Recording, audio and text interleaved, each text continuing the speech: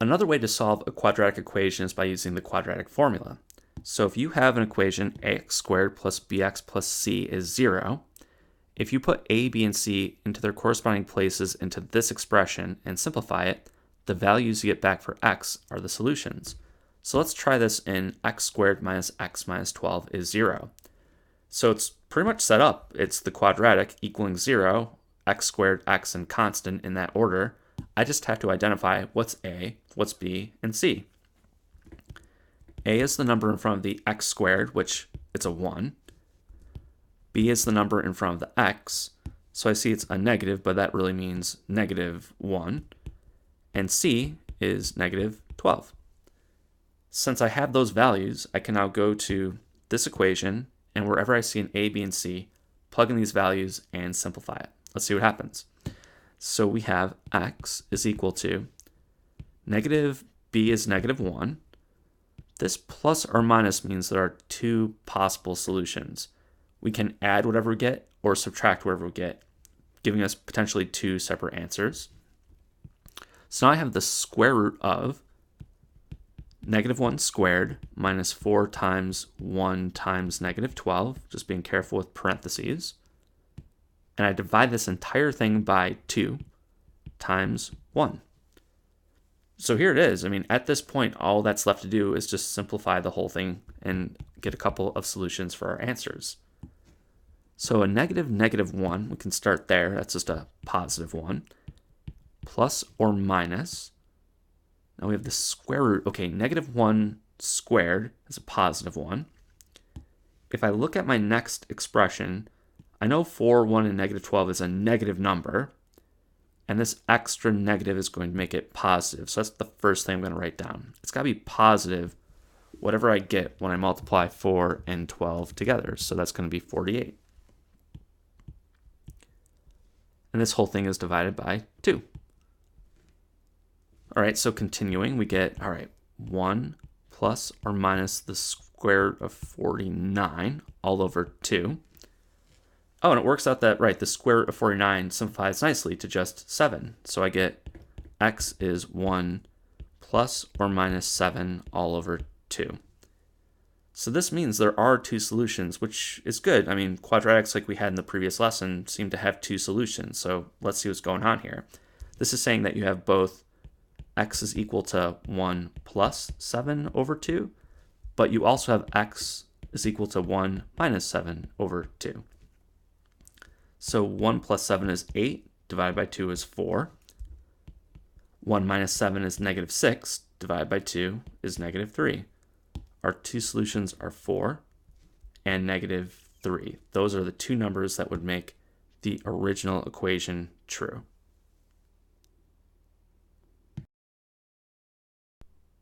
So let's try applying this formula in just some different types of quadratics. Like here I have 6x squared is equal to 5 minus 13x. So the first thing to point out is this is not written in the form ax squared plus bx plus c is 0. So let's write it like that. So we have 6x squared equals 5 minus 13x. I'm going to add 13 to both sides, which gives me 6x minus 13, plus 13x. And then I'm going to subtract 5, changing it to this expression here. So I added 13x to both sides and subtracted 5. These are equivalent equations, but the way this one is written, I know that a is equal to 6, b is equal to 13, and c is equal to negative 5. At this point, I can immediately just plug these values into the quadratic equation and go from there. You could try to factor this one too. There's nothing wrong with that, but let's try this other approach. So x is equal to, it was negative b, which is negative 13, plus or minus means there's the potential for two solutions. Okay, then we have 13 squared minus 4 times a times c, all divided by 2 times a, which was 6. So everything's plugged in. We can now just try to simplify this. So we get the negative 13 plus or minus. Okay, so underneath the square root, I'm going to do this in one step where I'm going to go right to my calculator. I'm typing in 13 squared minus 4 times 6 times negative 5. And I get 289. And I divide this entire thing by 12. Okay. So let's see. I think the next logical place to go would be, well, what is the square root of 289? Let's check that out. Oh, and this reduces, again, to an integer, which is great. That is x is equal to negative 13 plus or minus, and that's 17, all divided by 12. So again, here we have two solutions. That is, x could be negative 13 plus 17 over 12, or x is equal to negative 13 minus 17 all over 12. So if we get values for these two things, the first one is going to be 4 over 12, and that simplifies to 1 over 3. So there's one solution, 1/3. If I look at that second one, okay, I have negative 13 minus 17, which is negative 30 over 12.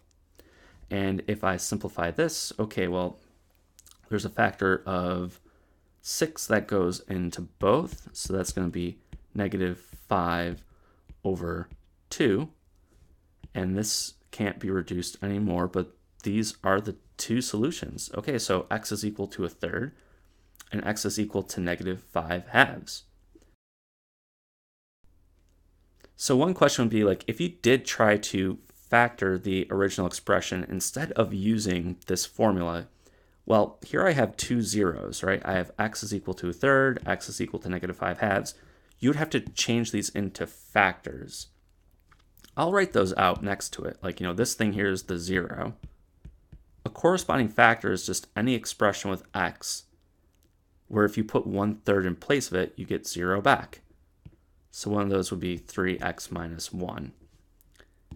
So if you put 1/3 right here, 1 over 3 times 3 would give you 1, and 1 minus 1 definitely gives you 0. So this expression is a factor. Likewise, okay, if this is a 0, my negative 5/2, and you want to write a factor that represents this or corresponds to the 0, this one is going to be 2x plus 5. Again, noting, well, if it's a negative for the 0, it's got to be a plus for the factor. And if it's a positive for the factor, a positive for the 0, it has to be a negative for the factor.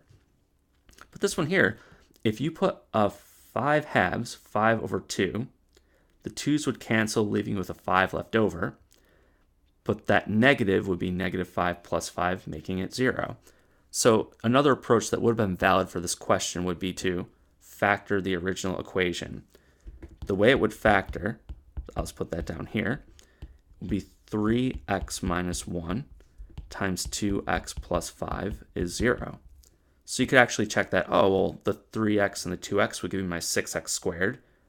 This negative 1 and positive 5 would give me the negative 5. And then your middle terms, when you multiply them together, would give you a positive 13x. So this is a completely valid approach, but we have this formula that we can use as well.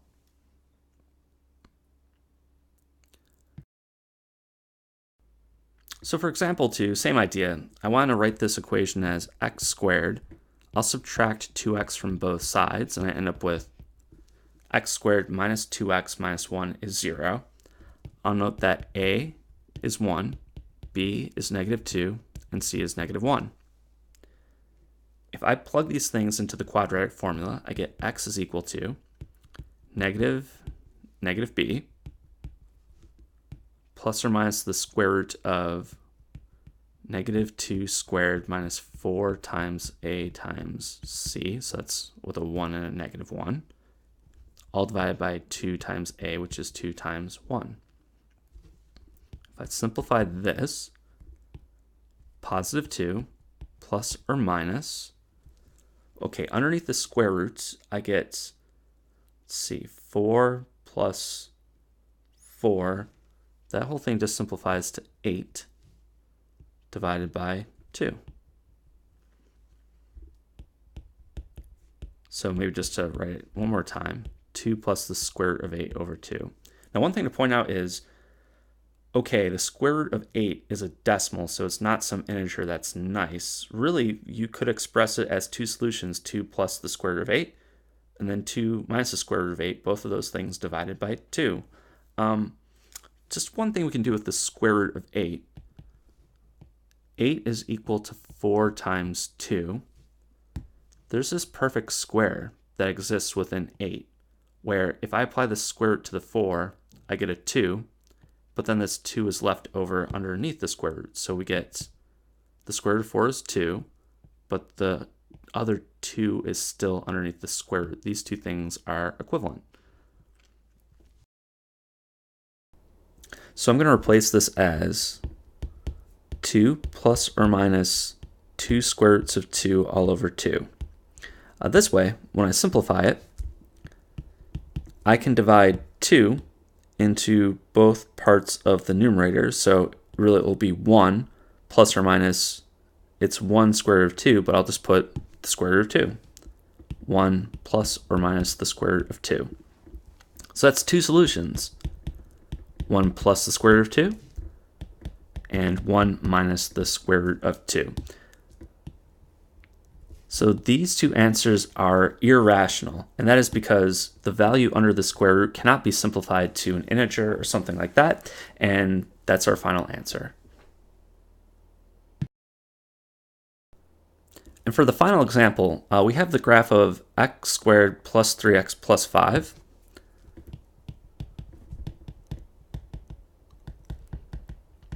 And one thing to point out is any place where this graph is equal to 0 would be a solution to the above equation. But if you look at the graph, here's the function, here's the x-axis, and it never crosses at any point. So this kind of is a little strange where, well, wait a minute, could there possibly be a solution to this expression if the graph never goes through this axis? And well, the answer is no, there's not going to be any real solution, but let's plug the values into the quadratic formula just to see what happens anyway. So for this problem, we have that a is equal to 1, b is equal to 3, and c is equal to 5. So we have x is equal to, we get negative 3 plus or minus the square root of, so we have 3 squared minus 4 times 1 times 5, all over 2 times 1. That's negative 3 plus or minus. Underneath this square root, we have, well, it's 9 minus 20, all divided by 2. And if we take the difference under the square root, we get negative 3 plus or minus, that's the square root of negative 11 over 2. So already something's going wrong here. If I were to type that into my calculator, it would give me an error message. It would say non-real answer. So there is actually no real solutions. There are no real numbers where this graph crosses over the x-axis. I mean, I can actually see it on the picture, but it also shows up in the equation. The fact that this happened, there's this negative under the square root, means I can't get a real answer. It is worth mentioning that if we have the square root of a negative number, there is a way to express this where you can leave the square root alone for the 11, but then put an I afterwards to indicate that this is an imaginary number. So it's our way of saying, okay, there's no real number for which this happens, but there is this other value that you can't see in the xy plane where it does make the equation true. But for what we're doing in this class, once we get to this expression here and we're looking for a real solution, there cannot be one.